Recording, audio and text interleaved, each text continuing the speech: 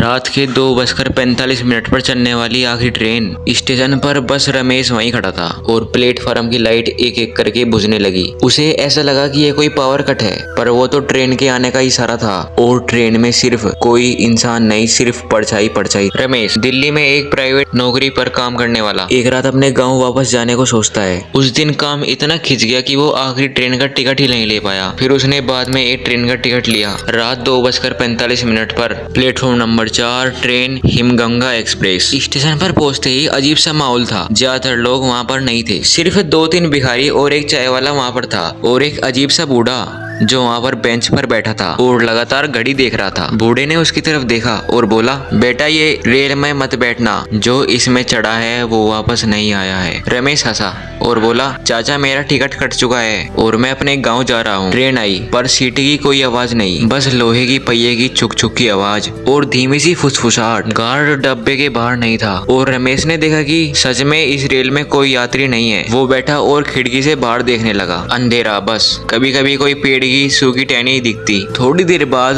उसने देखा अगला डब्बा जो सामने है उसमें एक औरत बैठी है, लाल साड़ी, लंबे खुले बाल। उसका चेहरा खिड़की के शीशे में धुंधला दिख रहा था। जैसे ही रमेश ने नजर हटाई उसके कान में किसी की बोलने की आवाज आई, पिछले डब्बे में मत जाना। उसने पीछे मुड़कर देखा, ट्रेन खाली थी। दिल की धड़कन तेज होने लगी, पर उसने बाद में खुद को समझाया शायद नींद आ रही है। पर थोड़ी देर बाद ही वो रेल गुफा में गई। उसी गुफा में अंदर बहुत अंधेरा था। उसने खिड़की के पीछे एक साया देखा, लंबा, बिना चेहरा, बस गहरी आंखें। उसने मुड़कर देखने की हिम्मत नहीं की।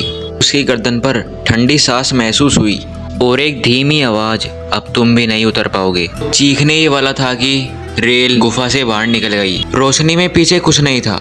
एक अजीब सी गंध थी, जैसे किसी ने गीली मिट्टी में जंग मिलाया हो।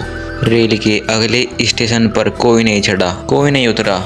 रमेश ने सोचा कि शायद अगले डब्बे में जाकर देखा जाए। जैसे ही वो वहां पर पहुंचा, लाल साड़ी वाली औरत उसी सीट पर बैठी थी, सिर नीचे झुका था। रमेश ने पूछा, मैडम यहाँ कोई बैठा है? धीरे धीरे उसने सिर उठाया और रमेश का खून जम गया। चेहरा बिल्कुल सफेद, होठ नीले और आंखें बिल्कुल काली, बिना पुतलियों के। वो बस एक शब्द बोली, वापस जाओ। रमेश डरते डरते वापस डब्बे में लौटा, लेकिन उसकी सीट पर अब एक बूढ़ा आदमी बैठा था, वहीं जो स्टेशन पर मिला था। बूढ़ा बोला, मैंने कहा था ना, जो इसमें चढ़ेगा वो उतर नहीं सकेगा। रमेश घबरा गया। अगले स्टेशन पर उतरने का प्लान बनाया, लेकिन अगले 45 मिनट तक रेल किसी भी स्टेशन पर नहीं रुकी। खिड़की के बाहर देखा, हर तरफ सिर्फ धुंध और दूर दूर तक प्लेटफॉर्म पर कोई नहीं था। डिब्बे में चलते चलते रमेश ने देखा एक हेडलाइन थी, 2:47 पर हिमगंगा एक्सप्रेस, 17 यात्री गायब, खाली मिली ट्रेन। तारीख देखी, 12 साल पहले,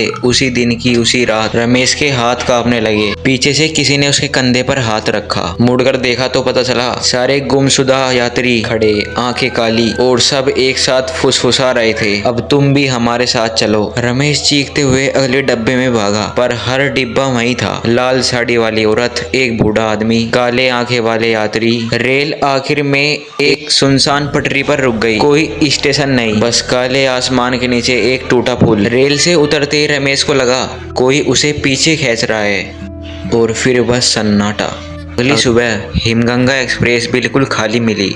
किसी भी यात्री का नाम लिस्ट में नहीं था। इन प्लेटफॉर्म के सीसीटीवी कैमरे में रमेश दिखा आखिरी बार। ये स्टोरी पसंद आई हो तो वीडियो को लाइक करें, चैनल को सब्सक्राइब करें।